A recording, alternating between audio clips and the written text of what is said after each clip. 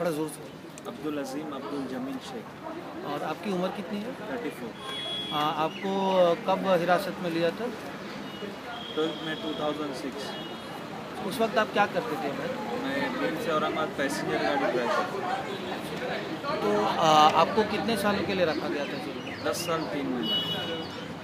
अभी आप कितने दिन पहले रिहा हुए? मैं 2 महीने हो गए। 2 महीने।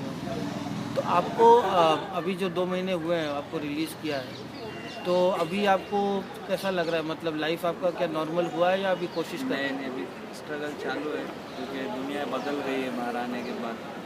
सब लोग बदल गए, सब लोगों का सोचने का, देखने का रवैया चेंज हो गया हमारी तरफ से। और बिजनेस में भी कोई साथ नहीं दे रहा है और कोई बढ़ के मतलब कोई भी चीज़ में हमारे साथ करने के ऐसे तैयार नहीं है। तो स्ट्रगल बढ़ गया है काम धंधे के वास्ते। और अभी आके 2 महीना हो गया, अभी खाली है, कुछ रोज़गार का बंदोबस्त नहीं हुआ। जब आपको अरेस्ट किया था और उसके बाद आपको आतंकवादी बना दिया, तो आपका इसका पूरा असर आपके घर पर, माँ बाप पर, भाई हाँ बहन पर? बिल्कुल। मेरे वालिद को जब मेरी अरेस्टिंग हुई तो फर्स्ट अटैक आया था मेरे वालिद साहब को, और 2008 में उनकी डेथ हो गई अटैक से ही, सिर्फ मेरे टेंशन से। और उस पर मुसीबत ये थी कि 2008 में उनकी डेथ हुई और 25,000 रुपये हमारे पास नहीं थे गार्ड के पैसे भरने के लिए कि मैं वालिद किए तो डेथ सेरेमनी में जाऊँगा। तो अभी जब आपके साथ तो मतलब जैसे आप मीडिया ने तो सब मतलब मीडिया के लिए तो एक बार अरेस्ट हो जाओ तो आप आतंकवादी बन हाँ। जाते हैं। तो मीडिया में मतलब किस तरह का आपको पोर्ट्रे किया था, मतलब आपको जो हाँ, दिखाने के तो लिए? बड़ा चढ़ा कर लश्कर तैयबा का ड्रावर ये वो सब इस तरह से। और अभी एक्विटल होने के बाद मीडिया का रवैया बिल्कुल अलग था। मतलब इतना उछाला नहीं है एक्विटल होने के बाद जितना उन्होंने अरेस्टिंग में उछाला। अरेस्ट तो आपको मतलब जब अरेस्ट किया था तो आपको कितने दिनों बाद पता चला कि मतलब ये कितना सीरियस मामला है? इसका अंदाज़ा आपको कब हुआ, मतलब क्योंकि शुरू में तो पुलिस आपको कस्टडी में। पुलिस कस्टडी में। हाँ।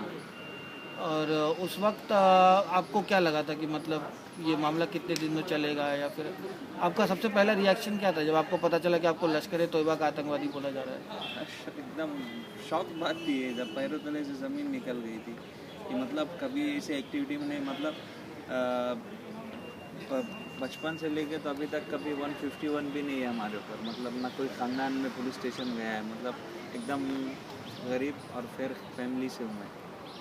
तो ये सब चीज़ों से कभी क्राइम से इससे वास्ता नहीं रहा, और अचानक इतना बड़ा लेवल, मैं क्या सब मेरे एरिया के लोग भी शॉक थे।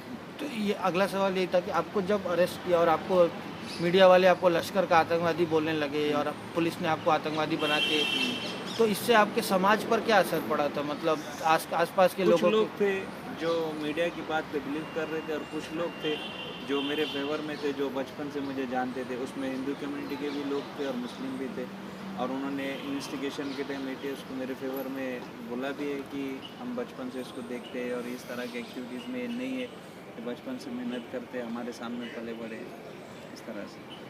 तो अभी जो आप बाहर आए हैं, अभी 2 महीना जैसे आप कह रहे हैं कि अभी 2 महीने से नौकरी खोज रहे हैं, तो जेल से निकलने के बाद एक तरह का आराम तो होगा, लेकिन किसी बात का डर भी है क्या आपको?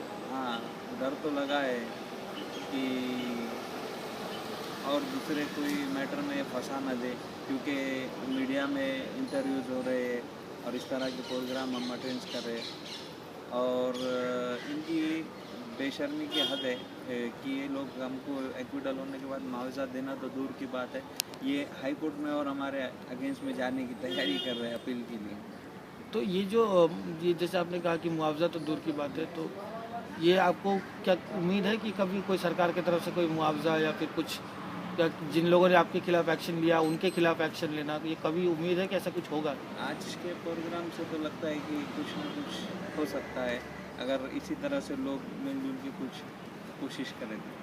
बट अभी जैसा आपने कहा कि अभी अभी आपका अगला स्टेप क्या होगा? मतलब आप नौकरी खोजने की कोशिश कर रहे हैं या फिर हाँ, उसी शहर में रहेंगे? उसी शहर में रहेंगे और कुछ न कुछ नौकरी तलाश करेंगे। शुक्रिया।